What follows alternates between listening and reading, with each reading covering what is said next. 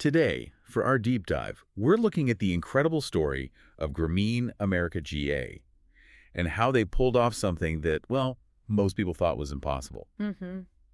They managed to scale a really high-touch microfinance model, not in a developing country, but right here in the United States. Specifically for low-income women entrepreneurs. That's the key. We've gone through the sources on their operations right from their launch in 2008 through some major strategic pivots they made. Yeah. So our mission here is to really get into the mechanics. How did they take that Nobel Prize-winning Grameen Bank model from Bangladesh and make it work in the U.S.?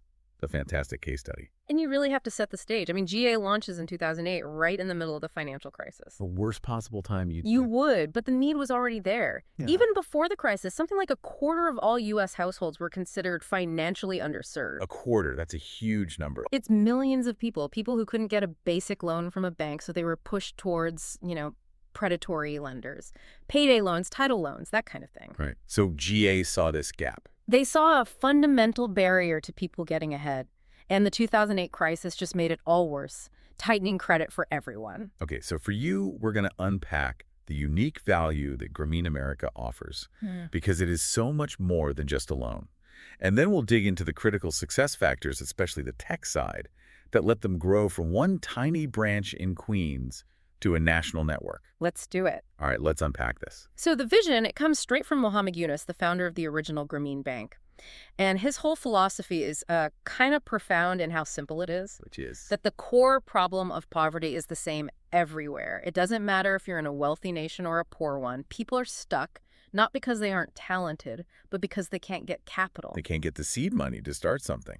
Exactly. So Yunus's belief is that empowering people to become self-reliant, to create their own income, is far more sustainable than just long-term aid or welfare. It really is a total flip of the usual way we think about poverty in a developed country like the U.S., and I can imagine there was a ton of skepticism. Oh, enormous. Yeah. People thought a model designed for rural villages just wouldn't work in a complex, expensive place like New York City. But they did it anyway. They launched in January 2008 in Jackson Heights, Queens. And Queens was really the perfect laboratory. It's a low-income area, incredibly diverse, full of immigrant women who were already running these informal micro-businesses. Well, like what kind of businesses? Selling homemade food, tailoring clothes, offering childcare from their homes. They were already entrepreneurs. They just lacked structure and capital. And the decision to focus on low-income women entrepreneurs, that was very intentional, wasn't it? It was very strategic. The average GA member is about 41 years old, and something like 91% are foreign-born. And this focus is both mission-driven and just pragmatic. Well, decades of microfinance research shows that women are just incredibly reliable borrowers. But more than that, they tend to reinvest their profits directly into their families. Better food, housing, their kids' education. So the social impact of every single dollar gets amplified. Exactly. It echoes through the whole community. Okay, so that brings us to the core product. At its base, GA provides these small, collateral-free loans, like, $500 to $2,000 to start? That's the typical range, and they're giving them to women that traditional banks simply will not lend to. No credit history, no assets to put up. But this is where it gets really interesting, because the loan isn't the whole story. The real innovation is how they manage the risk. Right. The foundational mechanism, the absolute core of the whole thing, is what they call social collateral. Ah, the peer group model. So you're replacing, a car title or a house deed with social trust. You've got it. That's the whole game. Before you can even apply, you have to form your own group of 5 peers. You have to find 4 other people you trust. Right, and that group attends a mandatory week-long financial training session together. Now, the loans are legally individual. There's no joint liability. So if one person defaults, the others aren't legally on the hook. Correct. But the social contract is incredibly strong. The group is mutually accountable for each other's success. Okay, but how does that accountability work in practice? Is it just, like, peer pressure? It's a brilliant incentive structure. If one member of your group starts to fall behind, the others are highly motivated to help her out, maybe with business advice or just support, because, and this is critical, the entire group has to be in good standing for any single member to qualify for their next larger loan. Oh, wow. So your own progress is directly tied to the success of your peers. Your success is intrinsically linked, it's peer pressure as a positive economic force. And you can't argue with the results. The sources say GA has a loan repayment rate of around 99%. 99%. That number alone just validates the whole philosophy. Trust works. But the value goes beyond just getting the loans repaid. It's about getting these women into the formal financial system for the long haul. Yes, exactly. And there are two other pieces that are just foundational for that. First is compulsory savings. Okay, tell me about that. Every member has to open a savings account and make a small weekly deposit. It could be as little as $2. So it's more about building the habit. It's about building the habit and creating a small safety net, which is often the first formal savings these women have ever had. And the second piece is the one that really feels adapted for the U.S. system. Credit building. This is the game changer. This is the key to real long-term economic integration. All of their loan activity, every payment is reported to the major credit bureaus, like Experian. So just by successfully repaying a small $500 loan. You are building or repairing your credit score. And if you're in the U.S., you know that score is, well, it's everything. Yeah. It affects whether you can rent an apartment, your insurance rates, even getting a cell phone. It is the key to the kingdom. So GA isn't just giving them money. They're building the financial identity they need to fully participate in the American economy. And there's another layer to this, the weekly meetings, where all the groups come together. They're more than just a place to make a payment. Oh, much more. They become this vital community network. These women are all micro-entrepreneurs. They start sharing tips, business ideas, resources. It combats the isolation of poverty. Exactly. It builds a support system. And we know this works not just from stories, but from data. A really rigorous, randomized controlled trial in RCT was done. What did it find? It found that after just 1 year, GA members had lower material hardship, higher savings, better credit scores, and were more likely to own their own business than a control group. The proof is there. That success obviously fueled their early growth. They went from just Queens in 2008 to 9 branches by 2012.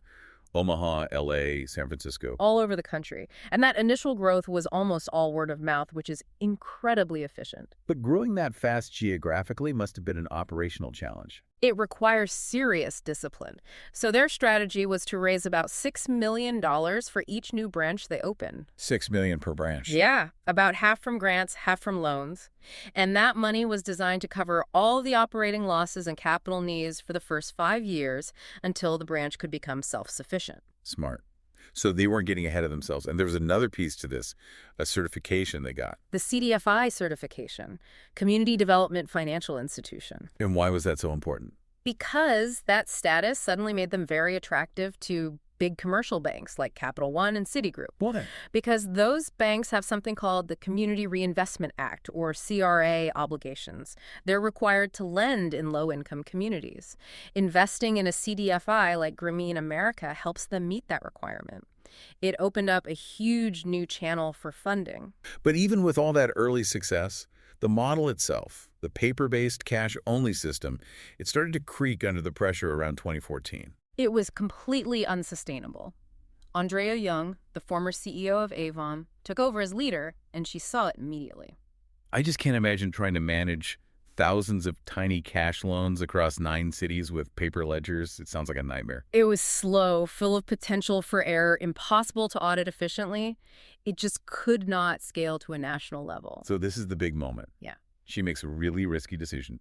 She decides to stop all expansion. Yes. For several years, between 2014 and 2017, they just halted all new branch openings to focus completely on a technology overhaul. That's a massive gamble, to deliberately stop your own momentum for modernization. It was a calculated risk that honestly became the single biggest factor in their ability to scale. They went all in on a digital transformation. What did that look like? They moved to a cloud-based, mostly cashless loan platform called Mambu. And this was way more than just buying new computers. It was digitizing their entire workflow. So for the staff on the ground, what changed? Instead of paper ledgers, they had tablets. They could process loans and payments right there in the weekly meetings. It cut transaction time in the branches by half. Wow. And for headquarters, they suddenly had a real-time view of the entire national portfolio. The data was clean, automated, and visible. And the fact that this whole expensive project was funded by partners like MasterCard and Apple, That really says something about the credibility they had built by then. Absolutely. It showed they had evolved from a small nonprofit idea into a serious social business. And by professionalizing their back office, they could handle way more volume without hiring tons more people. That is the definition of scaling. They also evolved their products. In 2019, they added something called the Business Expansion Loan, the BXL. Yes, and this was so important. The BXL offered $10,000 or more to their seasoned, successful members. So it's a step up. It's a huge step up. It signals that GA wants to graduate their clients to the next level, to help them go from a micro business to a true small business, not just keep them in a cycle of tiny loans forever. And then, almost immediately after this digital foundation was built, it got tested in the biggest way possible. COVID. The pandemic hit their members incredibly hard, since so many were in the service industry. But the platform held up. The new digital platform was critical. It let them pivot almost overnight. They could implement payment deferrals, do virtual check-ins. The staff could see real-time client data from home. It proved its worth instantly. So much so that by late 2020, they were already planning to restart their big Lifting America campaign. Right, with a huge goal of eventually reaching 400,000 members and dispersing $12 billion in capital. Okay, so what does this all mean? If we boil it down, what are the core success factors that let them scale such a personal, high-touch model? I think number one is just the power of integrity and focus. They never watered down the core model. They stuck with the social collateral system. They stuck with the focus on women. And that kept the repayment rates high. It kept repayment at 99%, which kept funders confident. And it's why over 90% of their clients take out another loan. The model just works for them. Okay, but here's a question. Given that 91% of the members are foreign-born, is the model's success dependent on that specific immigrant community network? Would it work for, say, generational poverty in a rural area? That's a really important question on replicability.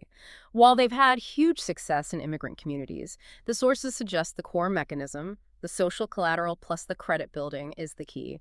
And the operational piece that helps them reach any client who might be wary is accessibility. Holding meetings in church basements instead of bank lobbies. Exactly. It builds trust. It feels like it's part of the community, not some outside institution. And factor 3 has to be technology as a force multiplier. That strategic pause to go digital was the decisive move. It was a game changer. It let them manage massive volume with the same staff size and gave them the data to prove their impact to donors and regulators. And finally, leadership. You had Eunice's social vision combined with Andrea Jung's corporate discipline. That combination seems crucial. It was. Her decision to prioritize the tech overhaul was everything. And they leveraged those corporate partnerships not just for money, but for the expertise to actually pull it off. So in the end, they succeeded by balancing the heart and the head. They got to financial sustainability, or close to it, while proving their social impact with hard data.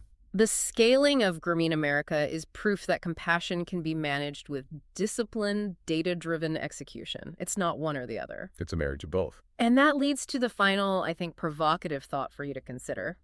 Grameen America fundamentally challenges the idea that microfinance is just for developing countries. Right. They proved that huge problems here in the U.S., like financial exclusion and poverty, can be tackled with these sustainable, community-driven approaches. Their whole success is built on the belief that, as Eunice says, the poor themselves can create a poverty-free world. So the question is, if this combination of trust, capital, and community support really works, what would happen if that model were applied consistently in every single marginalized community in this country? What would the impact on the national economy be if we achieved that level of systemic financial integration? What stands out to YU about that idea? Thank you for listening to Mission Possible, innovating for the world's most marginalized. This podcast is built on the outstanding work of our students, whose curiosity and commitment drive much of the research and storytelling you hear. Each episode is grounded in academic research and shaped through close collaboration with our partners. To learn more about the research and partnerships behind this podcast, feel free to contact us. Thank you for joining.